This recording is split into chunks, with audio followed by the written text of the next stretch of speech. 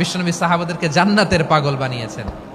বদরের ময়দানে এই পাশে কোরাইশ, এই পাশে মুসলমানেরা, বিশ্বনবী জ্বালাময়ী ভাষণ দিলেন, বললেন কুমু ইলা জান্নাতিন আরদুহাস সামাওয়াতি ওয়াল আরদ উইদ্দাত লিল মুত্তাকিন।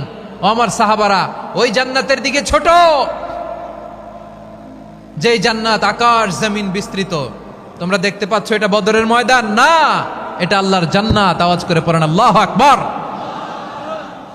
বিশ্বনবী বললেন ছোট ওই জান্নাতের দিকে, যে জান্নাতের বিস্তৃতি আকাশ জমিন বিস্তৃত। বিশ্বনবীর এই কথা শোনার পরে এক আনসারী সাহাবী সাইয়েদনা উমাইর ইবনুল হুমাম রাদিয়াল্লাহু তাআলা আনহু খেজুর খাচ্ছিলেন। তিনি বিশ্বনবীর দিকে তাকিয়ে কথা শুনছেন আর খেজুর খাচ্ছেন। যখন বিশ্বনবী বললেন জান্নাতের দিকে ছোট, যে জান্নাত আকাশ জমিন বিস্তৃত, বিশ্বনবীর কথা শোনা মাত্র সাইয়েদনা উমাইর ইবনুল হুমাম বললেন বাহ বাহ। কি বললেন? বাহ বাহ, মানে চমৎকার, মাশাআল্লাহ, চমৎকার। আমরা ইদানিং কালে চমৎকার কিছু দেখলে ইংরেজিতে বলে ফেলি না ওয়াও ওয়াও, বাহ বাহ, মাশাআল্লাহ। বিশ্বনবী বললেন মা ইয়াহমিলুকা আলা কওলিকা বাহ বাহ ইয়া উমাইর।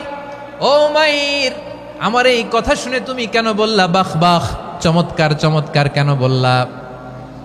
সাইয়েদনা উমাইর ইবনে হুমাম রাদিয়াল্লাহু তাআলা আনহু বললেন ইয়া রাসূলুল্লাহ, আপনার এই কথা শুনে আমি বড্ড খুশি হয়েছি, আর আমি প্রত্যাশা করছি আমি যদি ওই জান্নাতের মালিক হতে পারি তাহলে কতই না ভালো হতো। সুবহানাল্লাহ বলেন। বিশ্বনবী বললেন ছোট ওই জান্নাতের দিকে, যে জান্নাত আকাশ জমিন বিস্তৃত। আপনার এই চমৎকার মুখনিসৃত কথা শুনে আমার হৃদয়ের মধ্যে জান্নাতি হওয়ার বাসনা জেগে উঠলো, এজন্য বলেছি বাহ বাহ, আমি যদি ওই জান্নাতে যেতে পারতাম কতই না ভালো হতো। উমাইরের কথা শুনে বিশ্বনবী বললেন ঠিক আছে উমাইর, জান্নাতে ঢোকার জন্য, এই জান্নাতের অধিবাসী হওয়ার জন্য যেহেতু তোমার এত আকাঙ্ক্ষা, আমি বলে দিলাম আনতা মিন আহলিহা, তুমি আল্লাহর ওই জান্নাতের অধিবাসী হবা। যাও উমাইর, তুমি ওই জান্নাতের অধিবাসী, ওই জান্নাতে তুমি ঢুকবা, তুমি জান্নাতি। তার মানে সহজ কথায় তুমি